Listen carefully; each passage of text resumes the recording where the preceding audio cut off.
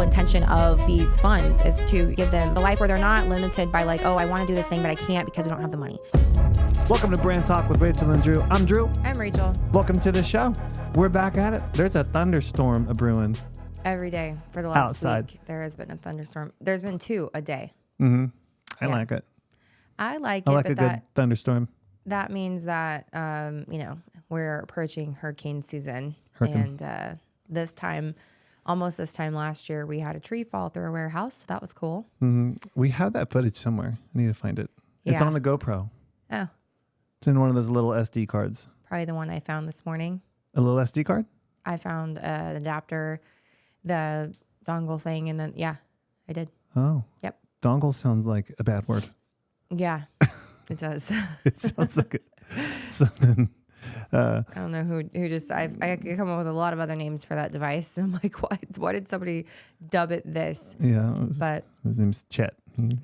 we are in the midst of summer and, also maternity leave. So it's just, I'm like, feel like the last time I had a baby, it was Christmas break. And then this time it's summer break and everyone's home. So How is your maternity leave? it's fine. It's, I would say the first week was very difficult in the sense of like, I didn't really know how to be. Like, I was just like, okay. Obviously the baby came early. So I was like, so it was difficult because I was still like feeling like I needed to work, but I also needed to like be a mom, but he was sleeping a lot. And so when he was sleeping, I was like, okay, well, I guess I'll work. I mean, what else am I going to do? And then like clients still messaging me and DMing me and all the things. And I want to be there for those people. But anyway, the second week I started putting down a little bit more boundaries. And then this last week, I think I had probably the first week where I felt like I was on maternity leave. But anyway, the fact that I was sitting on the porch reading a book while it was raining was like probably the first time in my entire life that I've done that. So that was cool. Yeah. I was excited to see you doing that. I felt guilty the whole time. I was out here doing something, but I was working on something, but I came in there and he was chilling reading a book. Yeah. In the afternoon. Yeah. So. Which is awesome. The baby will be, I guess, a month next week. So that's crazy. I just need that kid to put some weight on. He's gained like 1 pound. Mm-hmm. So he's a little guy. Breastfeeding my freaking face off. And I'm like, anyway, he's little. So anyway, but he'll be big. I mean, look at Hendrix. He's a tank. So yeah, he's feeding all night. Mm-hmm. Like he's all night. Yeah. So he'll grow. Yeah. But I thought it'd be helpful for us to talk to everybody about what to do during the summer because obviously, like, yes, I'm on maternity leave. However, we're still filming and, but everyone's home for summer break and that can be challenging in and of itself because of the fact that, you've got a bunch of kids home and you have people who aren't on maternity leave who are trying to get work done and trying to be there and be present with their kids. So I just thought it'd be interesting to maybe pull back the curtain a little bit and just kind of chat with everybody and share about how we're navigating the summer and like the different things that we're doing and like how our schedule is a little bit different during the summer months and just kind of how we get her done. So yeah, well, there's a lot of home projects happening. Yeah, during the summer. So you weren't working, but you were working on other things. That's called maternity leave for me. It's like, okay, if I'm not allowed to work, I'm going to be organizing and cleaning and, There's a much more wood in our upstairs now. Our entire floor.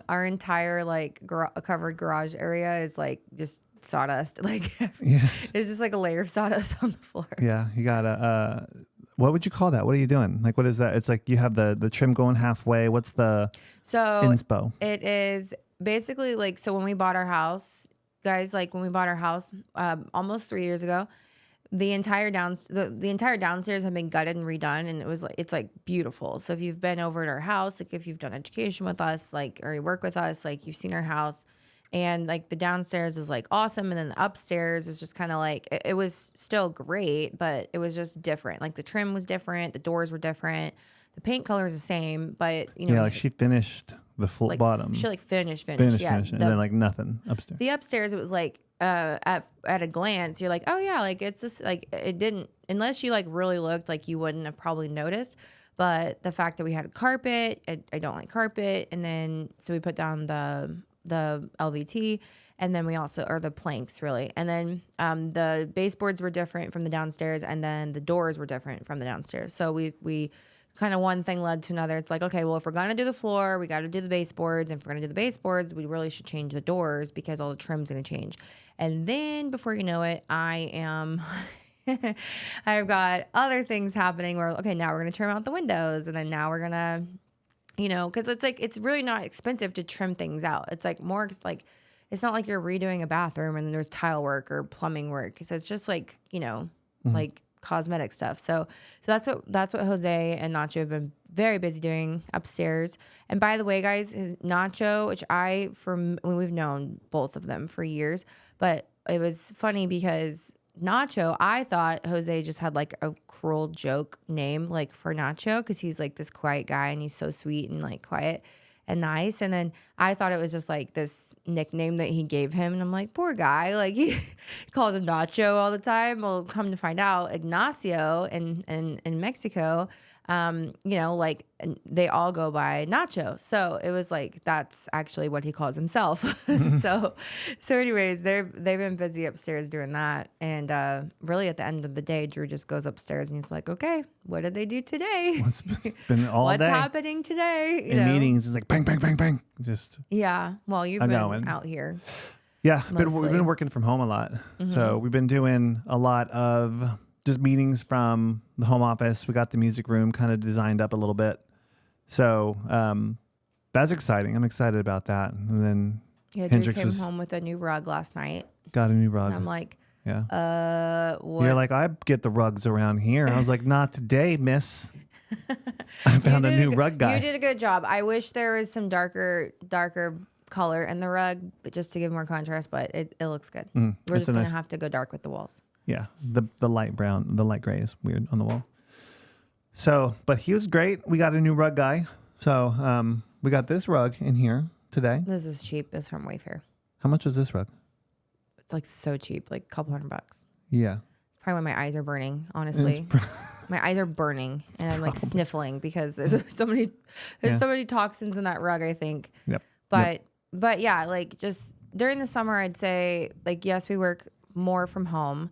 Because we want to be around the kids, but then also after being around the kids for a while, we're kind of like, I'm going to go do something else. Because we just need to like, just trying to like intermittently like be a good parent, spend time with them, but then like still, like work in the business, work on the business and then obviously like expand at the same time. So I'd say like Monday through Thursday, like our work schedules is just like, it's just go Monday through Thursday. And our day, typically wake up at, depending on, the season of life we're in, but I'd say like between like 6 and 7, like somewhere in there we wake up. I mostly was waking up at 6:30, but lately I've been waking up more like 7:30 just because of the baby. And then, obviously water, Drew gets coffee. I've recently gotten on a cold brew kick, so I've been doing that. Yeah, you got a little ritual. I'm the morning ritual person, but you have a little cold brew thing going. But yeah, I mean, I always get up around the same time, but yeah. And then go outside, sun, you read a book about heart attacks. Like that is not the way to start the day. If you don't, I'm into biohacking. So I really like to understand how things work and how the body works and how to optimize it. And I'm always just reading things on, I like to understand on what I don't want. And ordering things. Yeah, my supplement, I showed Brooks a peek behind the curtain in the supplement routine. You should show him our bathroom. What's in the bathroom? A squatty potty. Oh, it's great. Have you heard of those, Brooks? Of course. They're amazing. Oh my gosh. I was like, we share an Amazon. Kenzie thanked me. We share an Amazon account. Like we have one login, right? And we share an Amazon account and there's different credit cards and addresses that are inside the account for Prime because I'm cheap and I don't want to pay for 2 Primes. And so we have, you have a $200 rug with poison in it. well, that I shouldn't have done, but we had we've got all obviously like salon supplies that are being paid for and shipped to the, whichever salon ordered it. And then we have like our personal stuff. And so like, you go through the order history and it's like, okay, it's like gloves, foils, paper bags, tissue paper, squatty potty, mannequin head. It's just like this like weird assortment of stuff. And I screenshotted that and I was like, okay, obviously this was not the team. This was totally Drew. Like everyone kind of knows, like based on the order, like that was a Drew thing. Yeah. Drew, if it's a supplement or some sort of health related thing, it's Drew. I just love it. I love feeling good, and I'm into it. Be the guy that's like 100 looking 40. Yeah. So when we get up, we do our thing. Babysitter arrives at 8:30. Hendrix is like, wants eggs. Raging. He eats like 6-7 eggs a day. Dude's raging. Yeah. And then from there, we're pretty much into work mode. We usually go on a walk. Lately, we've gone on a walk and almost got attacked by a dog yesterday. That was great. I'd have killed it. Yeah. I mean, it was super scary. It was a full on German Shepherd rushing us. We love dogs, by the way, but like it was scary. Yeah. And I'm not easily startled. I'm like, this fucking dog's about to bite me. Came out of nowhere. He stopped maybe 2 feet from me. Yeah. So I had to, I don't know how to, because you grabbed my arm and got behind me, and then I had to like take my arm back. Why didn't I get behind you? I got near you because I was you like, put me in between you and the dog. No, you stepped. This type of man he stepped in front of me. Oh. Yeah. So no, I didn't get behind you. I was just kind of like, Okay. And then you were like, not today. And then you stepped in front of me. Oh, I was gonna fight the dog for sure. Yeah. Yeah, you were. And I was like, great. We're gonna be on the news. Kill the dog. Facebook. Be on the Facebook group. You can choke a dog shunned. out. You're gonna get cut up, but you can choke a dog. So, but it was pretty intense. But the dog was not aggressive. But when you have a 110-pound German Shepherd galloping to you through the woods, deadlocked, eyesight or ears perked, I was just like that this perked up look, like not good. I was glad we didn't have the little baby with us because I would absolutely have been terrified. I was already scared anyway, and I don't really get scared, but I was pretty scared. So we go on our walk this morning. So we had bear spray. So there was no. What if that was a bear? Oh, no. No way. We don't have bears. I don't know. But that's what happens with bear attacks. They just like I don't know. Screw bears. But so I'll go run in the north mountainous areas. Nope. No. I can deal with the dog, not a bear. I didn't want to deal with the dog. I was just like, great, this is it, going out, No. So yeah, we go on our walk. We did that again this morning. So we've been pretty consistent with that. And then back to the house, I'd say by like 9:15. And then you do like your cold plunge trampoline thing. And then you get ready for a sales meeting. People are just like, what the fuck? It's a cold plunge trampoline thing. I'm sure people are just like, what is that? I'm sure they know what the cold plunge is, but the trampoline, we have a little, like a jazzercise trampoline, I'd say.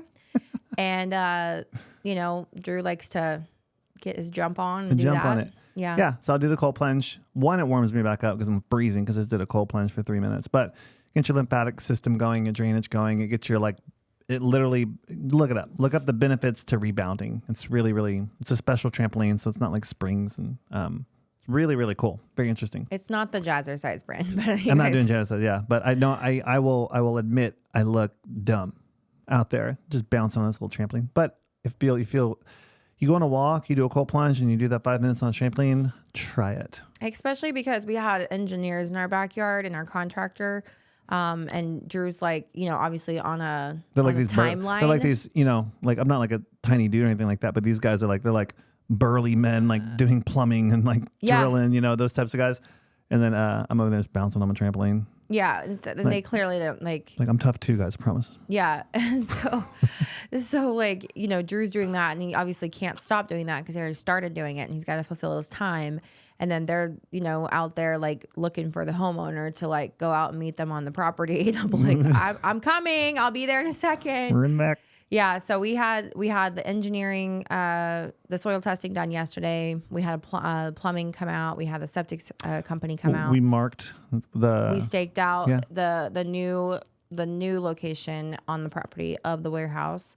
And That was cool. we got our plans and everything. We got the permitting stuff. We're just waiting on the obviously the foundation requirements and all that, and then we can get rolling finally. You know, so. But all this stuff, guys, like we're saying, is all this has happened before 9:15 in the morning. So there's it's like Grand Central Station, I'd say, at our house in the morning. There's a lot going on, a lot of people, a lot of meals being made, a lot of kids.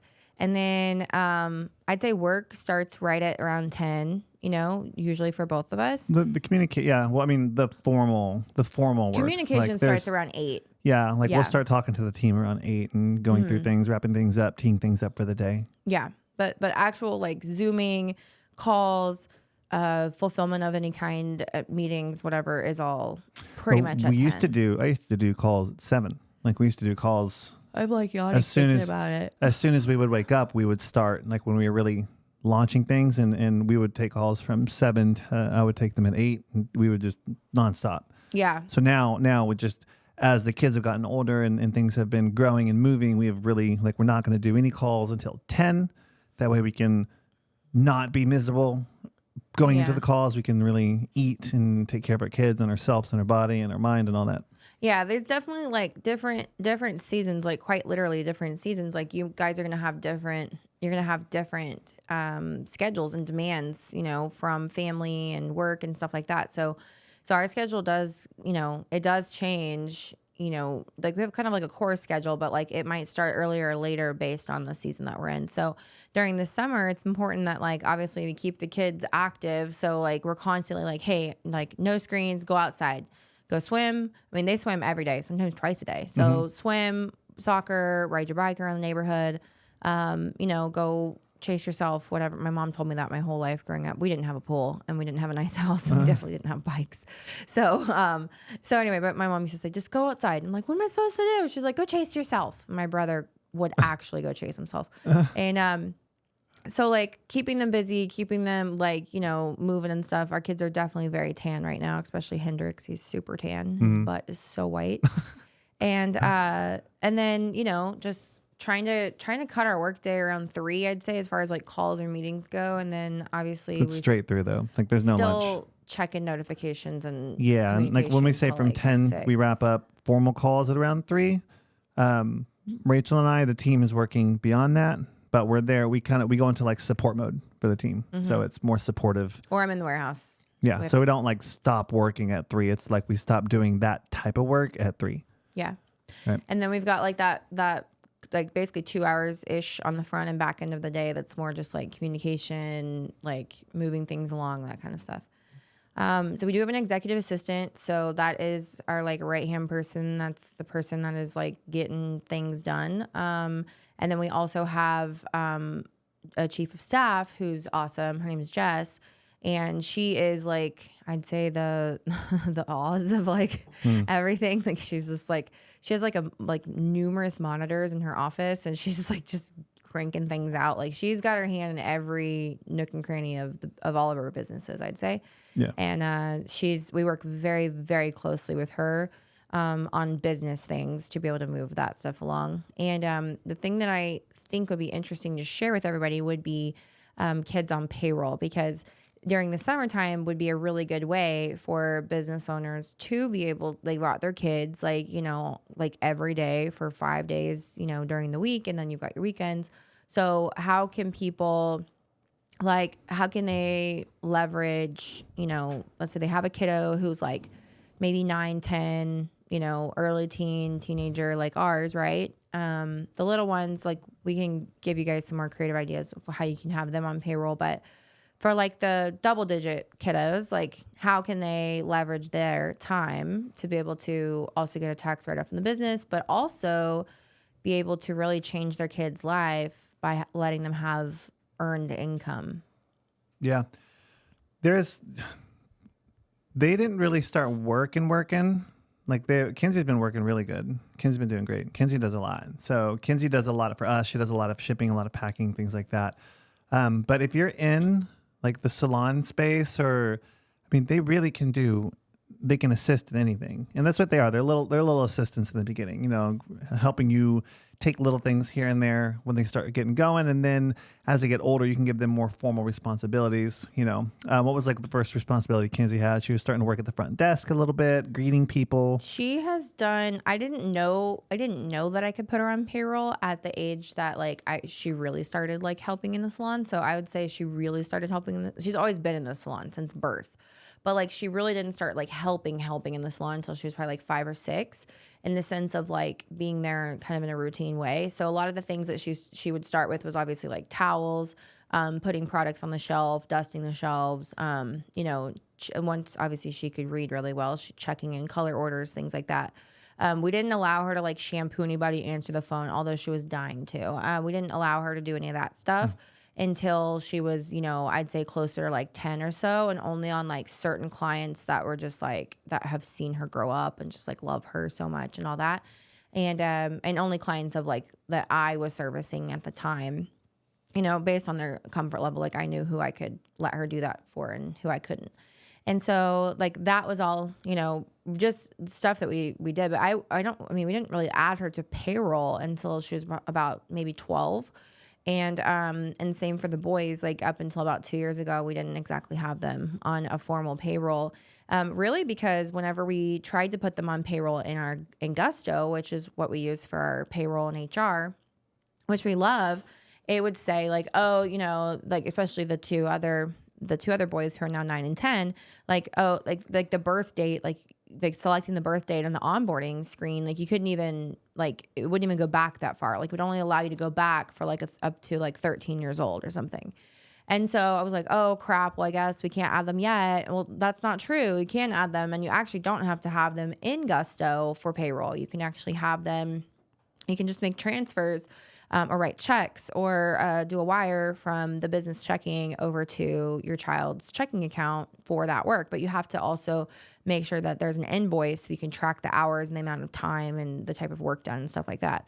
So we really could have put them on payroll like way earlier had we known. By them having earned income, it allows for them to qualify for a Roth, which is huge because like you and I didn't get our Roth started until just, about 4 or 5 years ago.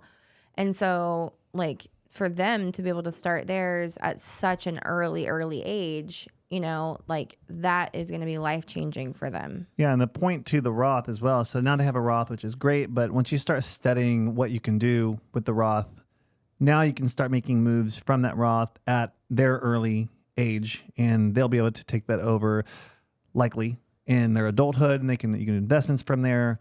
It's a tax-free haven. So your Roth can own real estate, your Roth can do deals, your Roth can do all kinds of cool stuff, and it's very creative. You're getting into the private equity space now, and you can only contribute so much to your Roth. So if you have a few kids and they have a Roth as well, now you can contribute to those also, and then now you can also move money from those accounts into other investments, say land, say who knows, any deal that comes across your way that makes sense. You can move money from those Roths, and all the money, all the income that that Roth makes back is tax-free. So this just opens the door for private equity with you and your family, and you'll have more, really you'll have deeper pockets to move money with from Roth's tax-free haven by setting your kids up this way. Yeah, and so like all of our kids have a Roth. Obviously, the newest baby does not have a Roth because he can't really do anything. He's just kind of here. He eats and sleeps. But that's important that you have your kid formally on payroll, because that way your child qualifies for a Roth. Because in order to have a Roth IRA, it's not like your kid has to be 18 years old, like I used to think, and it's just your child has to have earned income. So they're earning income, right? It's a consistent stream of income. It's being tracked. It's legit. It's not like just, we just are going to send them money for no reason. Like they're actually doing work. They're actually making money, and they're contributing. And and not only does this allow for them to have a great future where they, have opportunity and funds to be able to start businesses, things like that. That's the whole intention of these funds, is to give them, a really great shot at a life where they're not limited by like, oh, I want to do this thing, but I can't because we don't have the money. or, I want to help this person, but I can't because I don't have the money, So really just wanting to set them up.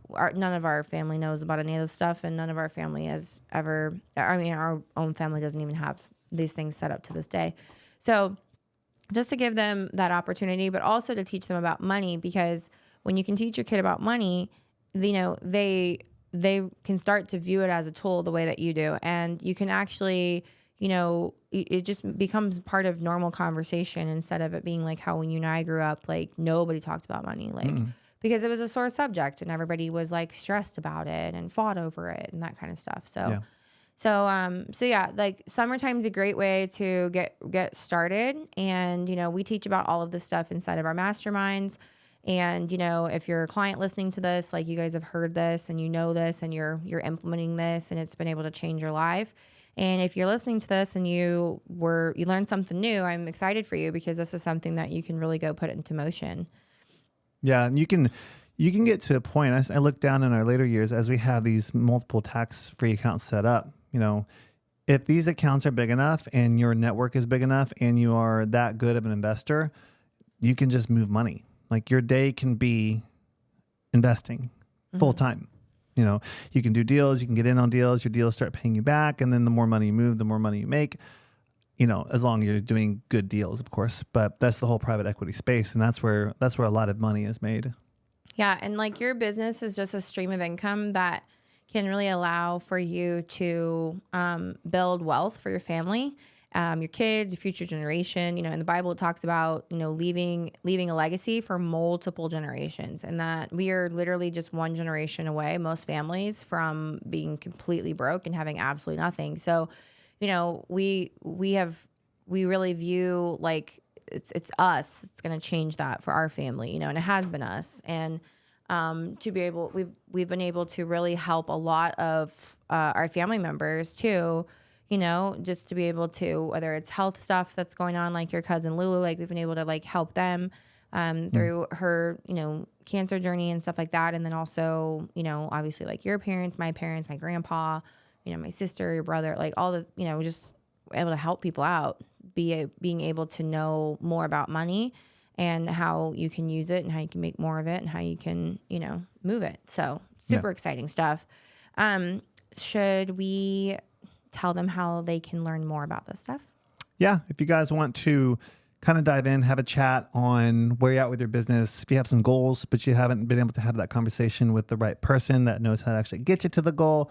A lot of times we take advice from people who don't quite know how to get us to where we want to go. And then we ask them permission to do things about our life. Right. So, but a good conversation about your business, about your future, about what you're trying to do is always a great idea. So if you want to have a conversation like that, just grab a link on our calendar. There'll be a link in the description below, and then that'll set you up with either me or someone on the team. And we'd love to chat with you, explore what that could potentially look like. And if not, we just get to know you a little bit and connect. Thanks, guys, and we'll see you on the next episode. Bye.